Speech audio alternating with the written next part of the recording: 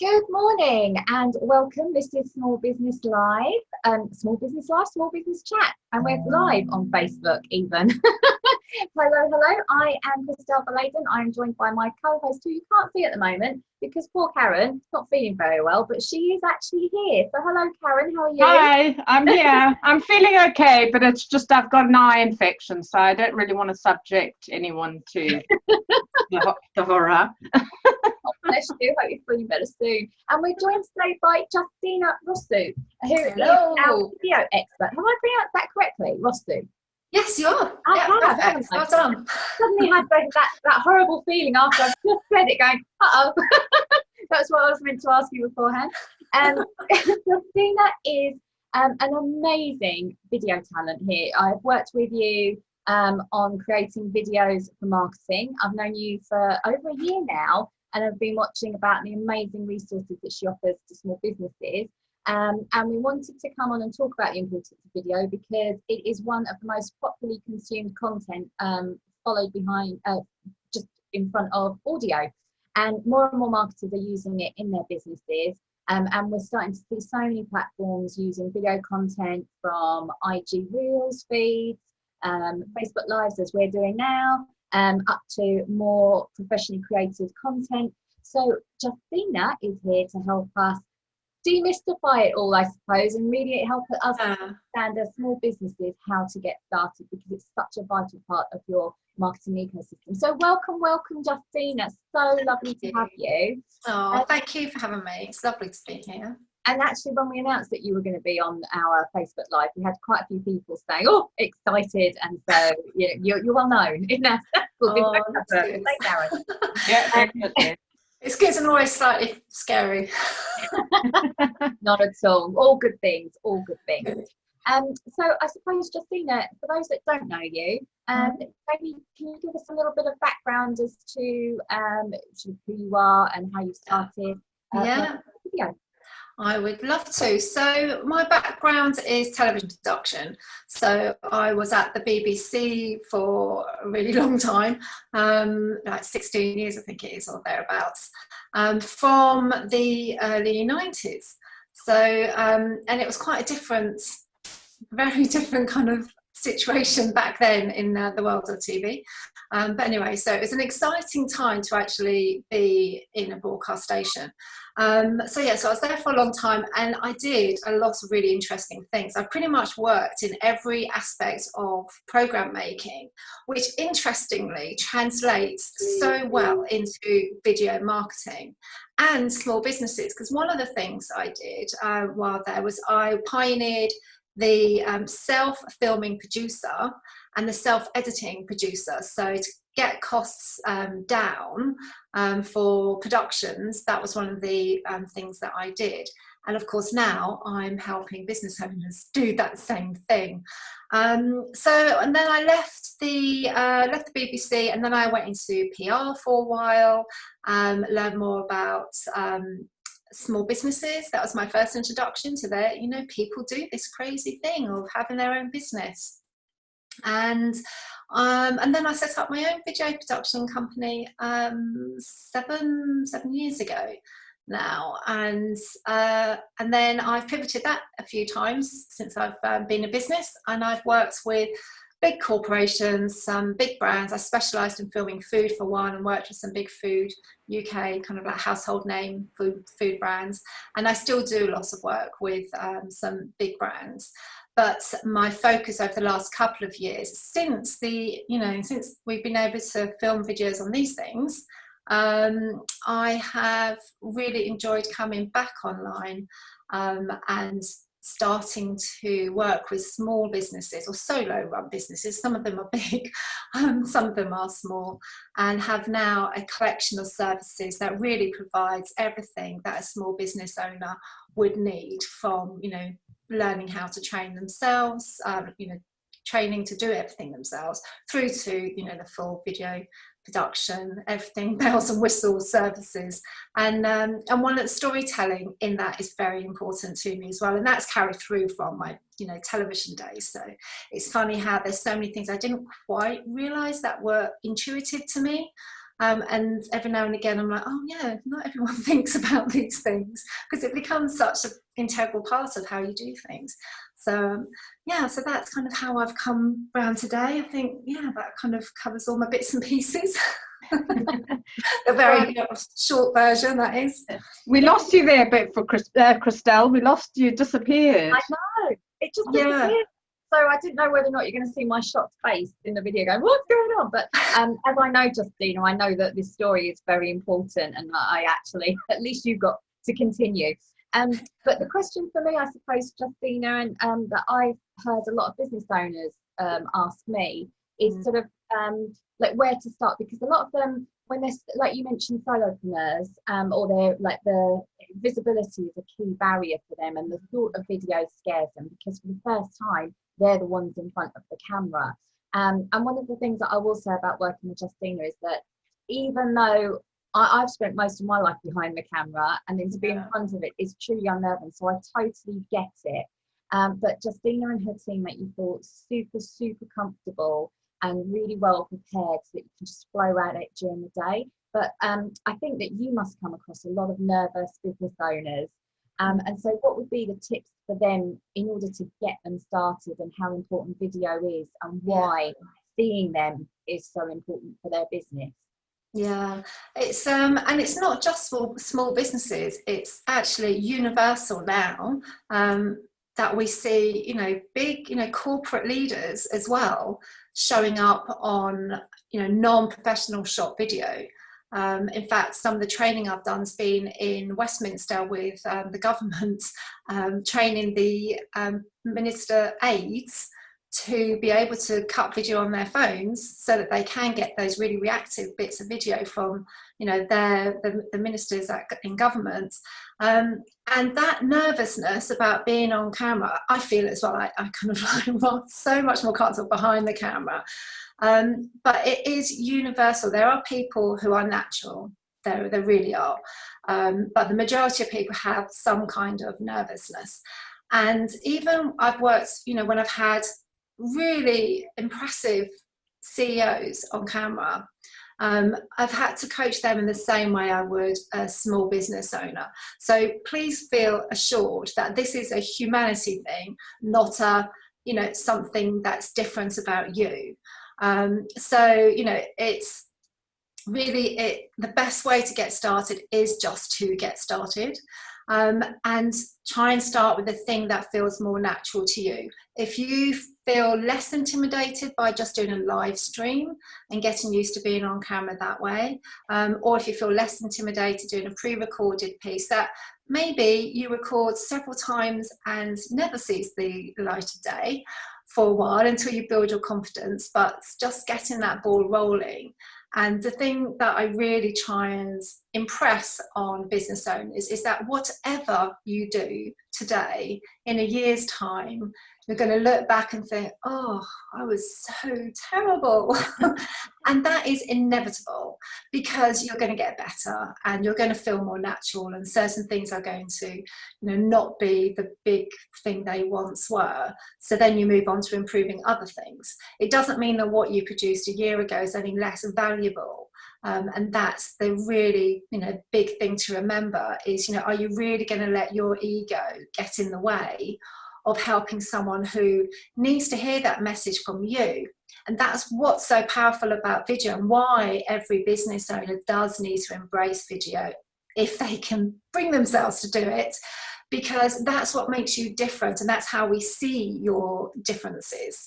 Because I mean, there's, you know, loads of people that do what I do, loads of people that do what any one of us does, and the reason why someone chooses us is because of who we are, what makes us slightly different.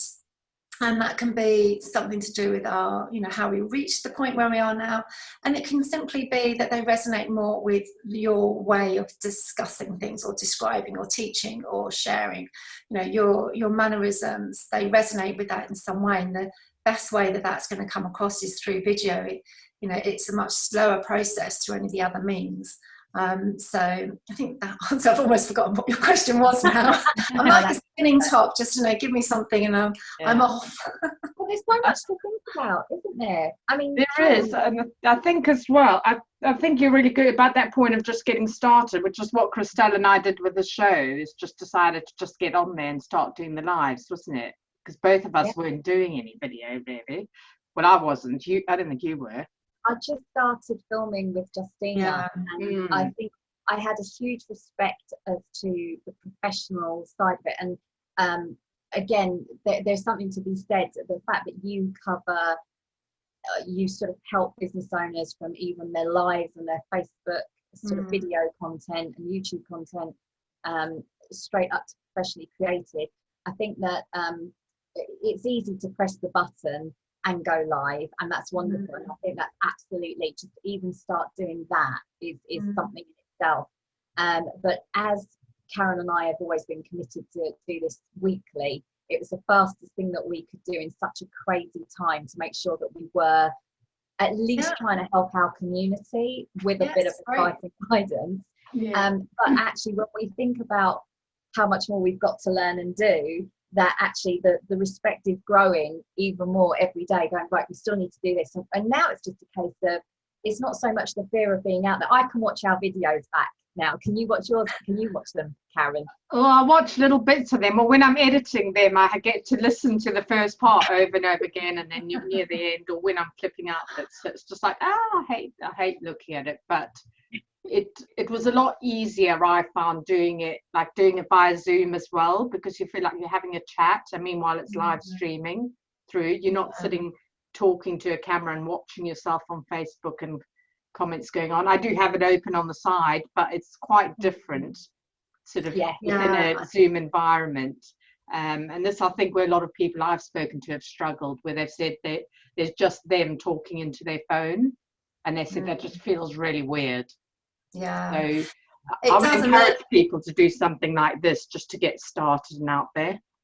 No, I agree. And there is this thing about the blinking red button, that red light that starts going as soon as record is hit.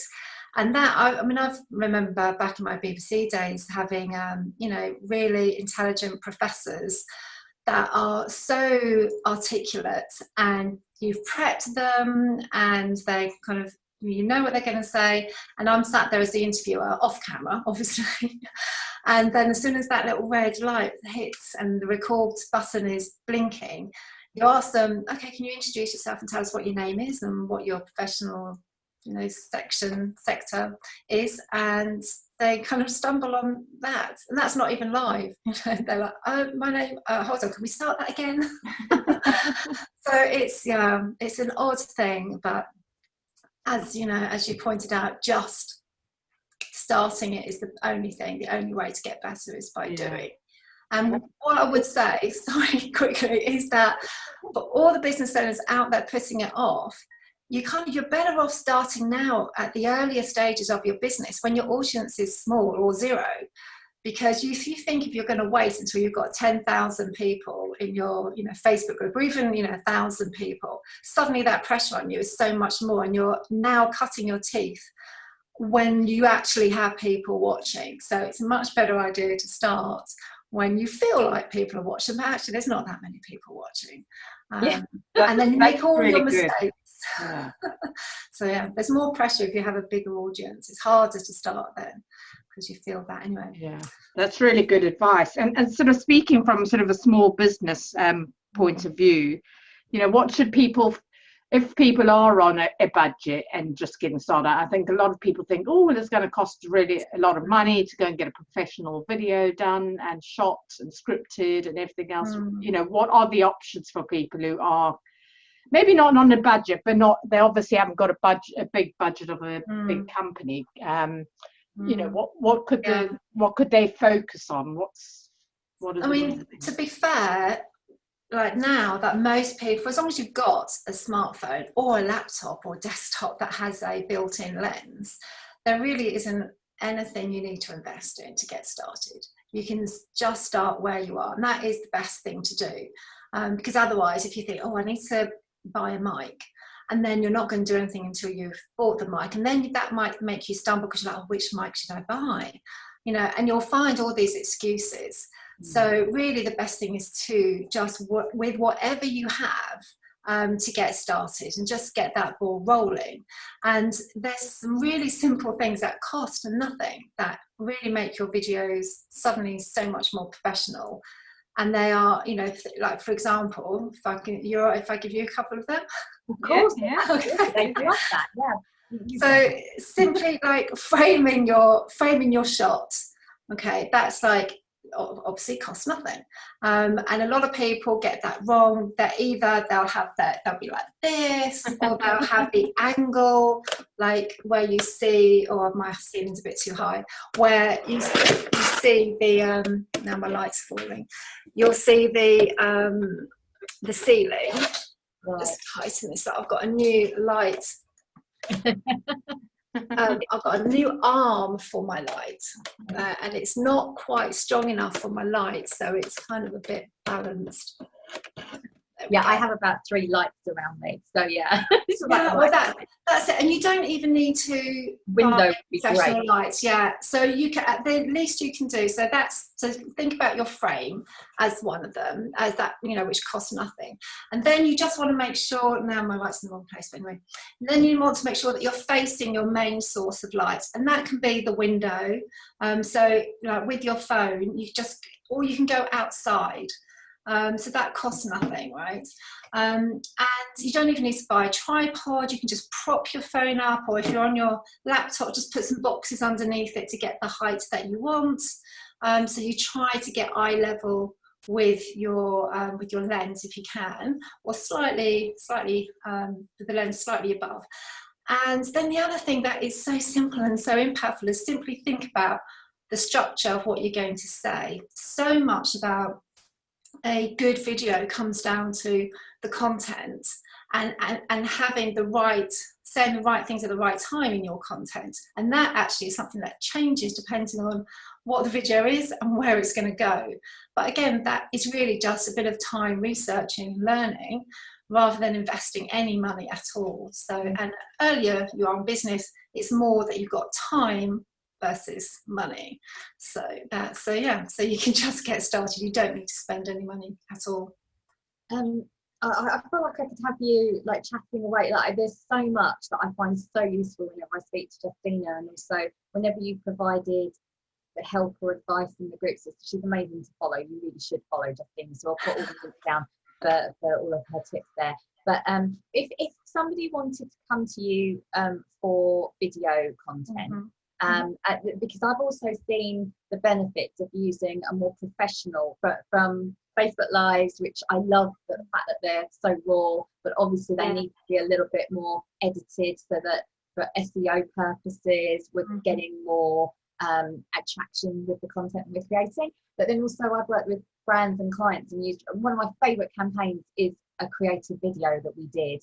And it's still to this day talked, you know, mentioned every sort of year in that industry, which makes me laugh. But I've seen how much goes behind it. So if a business owner wanted to come to you to talk about video in their marketing, what are the top 3 things do you think that they should really have in their head prepared for when they're hiring someone or any sort of services like video? Yeah, well, if you're at that point where you do want to invest in someone like me, it doesn't have to be me, someone like me that you're going to have some professional video shots, then there are some things that I would love my clients to really understand more of. And even though these are things that I do talk about, until you've been through filming once, it's hard for you to really, because it's such a steep learning curve, it's hard for you to take on all of them and really understand until you've been through it. But those would be initially, however long you think it's going to take to prepare for your filming day, it is going to take a lot longer. Really don't underestimate how long it takes and allow yourself as much time as possible. And that is, I recommend that on a professional shoot that you actually do script word for word the videos that you want to say. Though I do have some clients that don't need to, but they are more unusual. It's a bit more unique. And somewhere I've developed a rapport, and then we have some scripts that are set, and then we have some topics, and I kind of free flow with them, asking them questions, and you know that works fine. But that's some people I try to do that with, and they will freeze. But writing a script takes longer than you think. It's a real craft. So yeah, it's taken me years to be able to do that myself, and I've spent a lot of money hiring professional script writers, and then still having to adapt that. So don't underestimate the time you need to prepare. And then after the shoot time, you do need to also allow yourself the time to review the videos. And I think it's hard that people just don't always allow that, and they think the first time the video is going to be there, it's going to be all finished, and they don't realise actually that is a process as well. And it varies for different people, like how long, how much input you want to have. Some clients just like, yes, just whatever you think's best, and other people really want to, come back and have changes that are, ones that I wouldn't have been able to predict.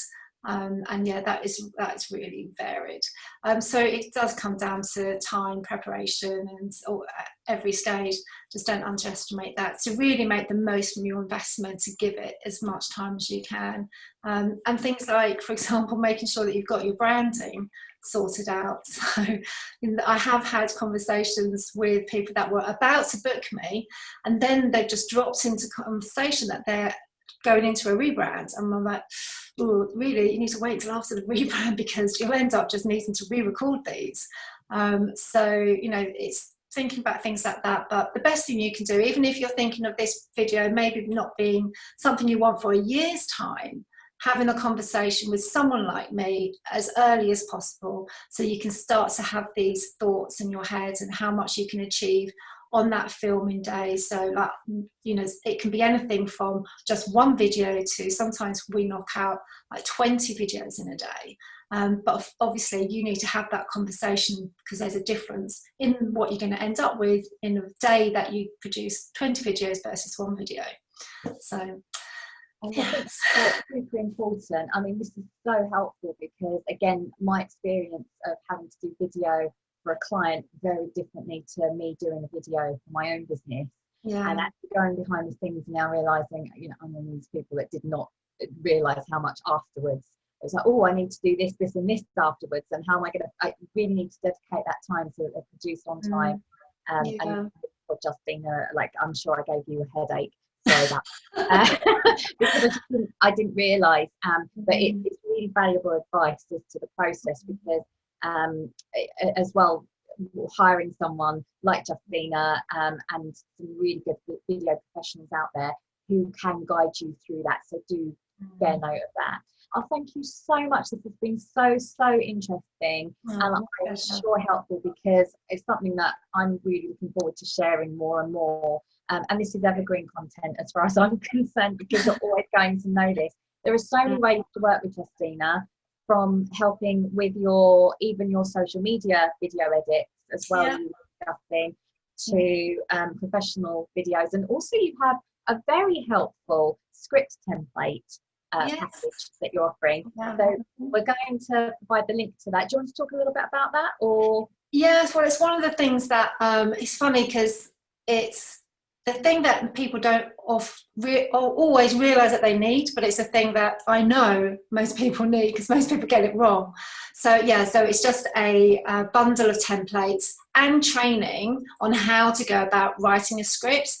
And it's not just for a fully written script. It's also where you just need an outline, because it's sometimes, like, when I do my YouTube videos, I don't use a script, I use an outline, and that's quite common.